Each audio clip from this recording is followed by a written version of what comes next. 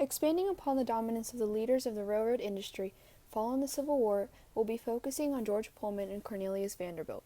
Their control was similar to that of the monopolies of Carnegie and Rockefeller. Beginning with Pullman and the Pullman Company, George Pullman established his command by having complete control over his company, its products, and his workers' lives. He maximized his products by never selling his products, only leasing them. Similarly, in his utopian town, he controlled his workers by leasing them their houses. His cruel treatment resulted in hatred by much of America's population. Pullman grew up in Albion, New York. When he was 22, his father died, and Pullman took over his father's business and moving buildings out of the way of the canal as it was dug. In 1859, he moved to Chicago at 28 years old. Pullman began raising buildings due to the 10-feet elevated sewer system and was praised as a genius for his idea. He and his investors greatly expanded the company and eventually created his first hotel on wheels, the President. It was a train car, or a sleeper, with an attached kitchen and a dining car that had food that rivaled the best restaurants. A year later, in 1868, he launched the Delmonico, the world's first sleeper car devoted to fine cuisine. In 1869, Pullman bought the Detroit Car and Manufacturing Company to consolidate all of his manufacturing operations into one facility. He built 5 classes of cars: hotel cars, parlor cars, reclining room cars, sleepers, and diners. He solved the issue of previously rail travel being boring and lacking food. The Pullman Company leased the cars to railways, and railways paid him the premium rates they charged for a luxury ride. By 1839, his 2,000 cars on rails were worth $62 million. In 1880, to solve issues of labor unrest and poverty, and to build a new plant, Pullman bought 4,000 acres near Lake Calumet, 14 miles south of Chicago, on the Illinois Central Railroad for $800,000. He hired Sloan Spencer Beeman to design his new plant there and the town adjacent to his factory, with its own housing, shopping areas, theaters, and parks and hotels for his employees. The utopian town had state-of-the-art houses, proper sewage, a church, and a library, but it was a dry town, much to the dislike of his employees. Pullman believed that the country air and fine facilities without agitators, saloons, and city vice districts would result in a happy and loyal workforce. The community became a leading attraction during the World's Columbian Exposition of 1893 and resulted in praise by the national press for his benevolence and vision. Being the businessman Pullman was, the town was designed to make a profit. With this in mind, all of the houses, even the church, were leased, not sold. Pullman implemented high rents and a 10% premium for city water and gas. George Pullman's belief of industrial paternalism can be seen with the town of Pullman near his plant in Chicago. He believed that industrialists had an obligation to care for their workers, but workers complained that rent and utility prices were higher in Pullman than in neighboring towns. The downfall of George Pullman began with the Depression in the end of 1893 and beginning of 1894. During this time, he cut wages by 30%, but did not reduce rent prices because he guaranteed his investors 6% return on investments in the town. Workers said that their employment was slavery worse than that of Negroes of the South. Dissatisfaction with Pullman Town contributed to their decision to strike in 1894. The Pullman strike began on May 12, 1894. It was led by the American Railway Union and Eugene Victor Debs. He was a pacifist and socialist that went on to found the Socialist Party of America. Strikers gave Pullman 5 days to respond to union demands, but Pullman refused to negotiate. Pullman locked up his house and business and left town. On June 26, all Pullman cars cut off from trains and union members were fired. Strikers mobbed Chicago and caused a blockade of Federal mail. On July 8th, soldiers were sent and began shooting some of the strikers.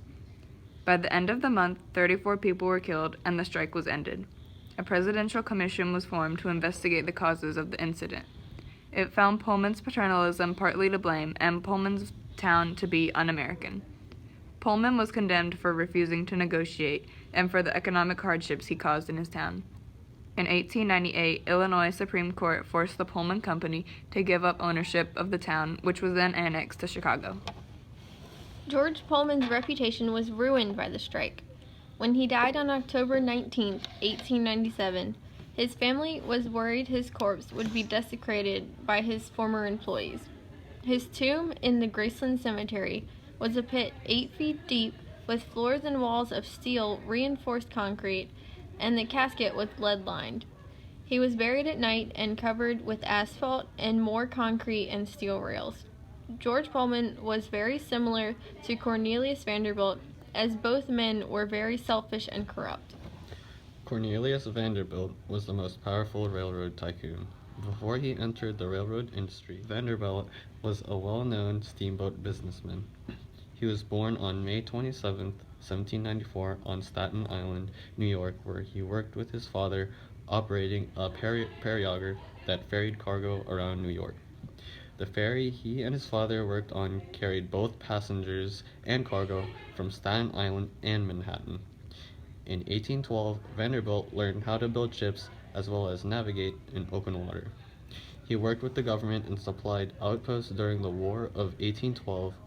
In 1817, he began working for a wealthy businessman who owned a commercial steamboat service that operated between New Jersey and New York.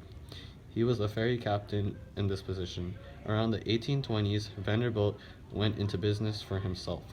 By doing this, he became one of the country's largest steamboat operators, and he began building steamships and operating ferry lines near around the New York region.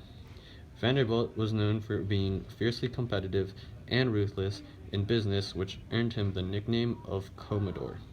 He engaged in fierce fair wars with his rivals. Sometimes, competitors paid hefty sums not to compete with him. With this aggressiveness, he earned many enemies.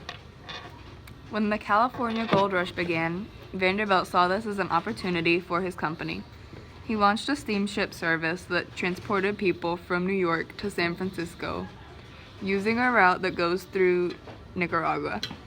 It was an instant success, earning $1 million a year, which was equivalent to $26 million today.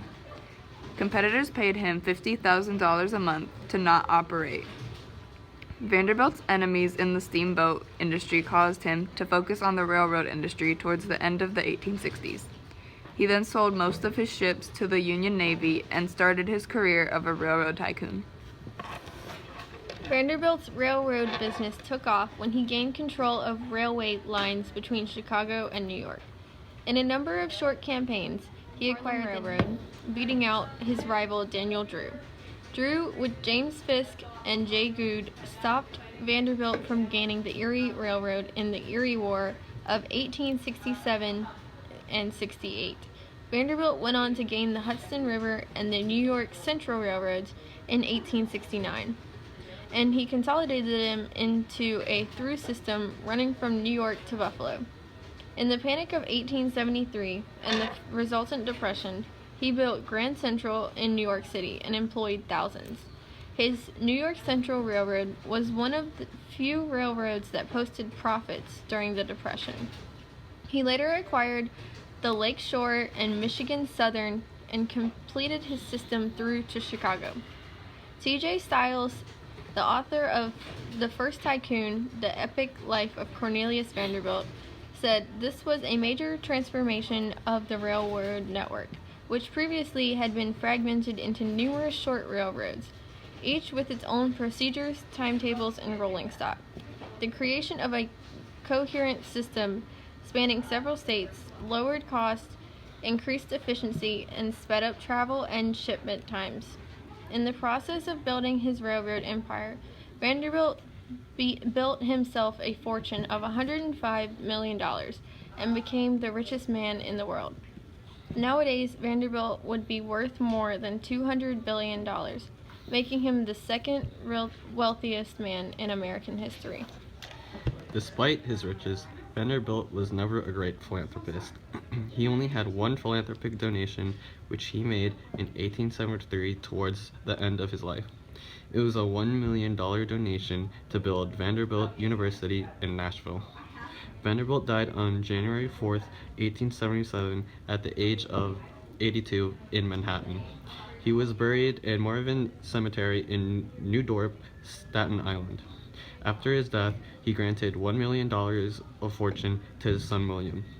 His descendants were just as selfish as him when it came to wealth. They built the breakers in Newport, Rhode Island, and the Biltmore in Asheville, North Carolina.